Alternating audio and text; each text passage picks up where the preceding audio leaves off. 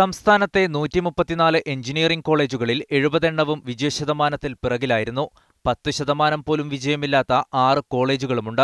ഈ പശ്ചാത്തലത്തിലാണ് 40-ൽ താഴെ വിജയശതമാനമുള്ള കോളേജുകൾ അടച്ചുപൂട്ടാൻ 2012 ജൂൺ 6-ന് ഹൈക്കോടതി സർക്കാരിന് നിർദ്ദേശം നൽകിയത്. ഇതേ തുടർന്ന് 2012 സെപ്റ്റംബർ 7-ന് ചേർന്ന വിദഗ്ധ സമിതി യോഗത്തിൽ ഗുണനിലവാരമുയർത്താൻ പുതിയ തീരുമാനങ്ങളെടുത്തു. ഇവ ക്രോഡീകരിച്ച് ഈ വർഷം ജനുവരി 11-ന് സർക്കാർ ഉത്തരവിറക്കി.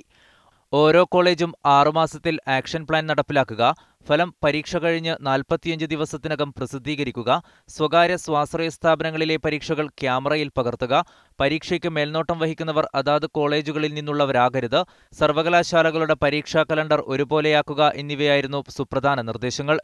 ഇതിന് സർവകലാശാലകൾ മുൻകൈയെടുക്കണമെന്നും ഉത്തരവിലുണ്ടായിരുന്നു. എന്നാൽ കോഴിക്കോട് സർവകലാശാലയ്ക്ക് കീഴിലെ കോളേജുകളിൽ പരീക്ഷകൾ അവസാനിക്കുകയും MG കേരള സർവകലാശാലകളിൽ പരീക്ഷകൾ ആരംഭിക്കുകയും ചെയ്തിട്ടുണ്ട്. ഇവയിലൊന്നുപോലും ഈ നിർദ്ദേശങ്ങൾ പാലിച്ചിട്ടില്ല.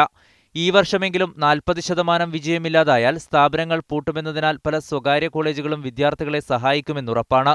പുതിയ അക്കാദമിക വർഷം തുടങ്ങാനിരിക്കെ യോഗ്യതയുള്ള അധ്യാപകരെ നിയമിക്കണമെന്ന നിർദ്ദേശവും നടപ്പിലാകാനിടയില്ല. ACT പറയുന്ന ക്വാളിഫിക്കേഷനുള്ള മിനിമം നമ്പർ അധ്യാപകരെ വേണ്ടതിൽ ഒരു 75% പൂർണ്ണസമയ ഫാക്കൽറ്റിയായിട്ട് നിയമിക്കണമെന്നുള്ളത് നിർബന്ധിതമാക്കണം. സർക്കാർ നിയോഗിച്ച സമിതിയിൽ AICTയുടെ പ്രതിനിധികളുമുണ്ടായിരുന്നു. ഇവരുടെയെല്ലാം നിർദ്ദേശങ്ങളാണ് വിവിധ സർവകലാശാലകളും അവയ്ക്ക് കീഴിലെ കോളേജുകളും നടപ്പിലാക്കാത്തത്. സ്വാശ്രയ കോളേജുകളുടെ പഠനനിലവാരം സംബന്ധിച്ച് ഹൈക്കോടതി പരാമർശമുണ്ടായപ്പോൾ അത് പരിഹരിക്കാൻ സർക്കാർ കണ്ടെത്തിയ നിർദ്ദേശങ്ങളായിരുന്നു ഇവയെല്ലാം.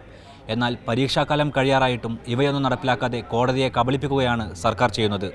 തൃശ്ശൂരിൽ നിന്നും ക്യാമറാമാൻ ഷിജു ചിറ്റൂരിനൊപ്പം അഫ്താബുർ റഹ്മാൻ, മീഡിയ 1.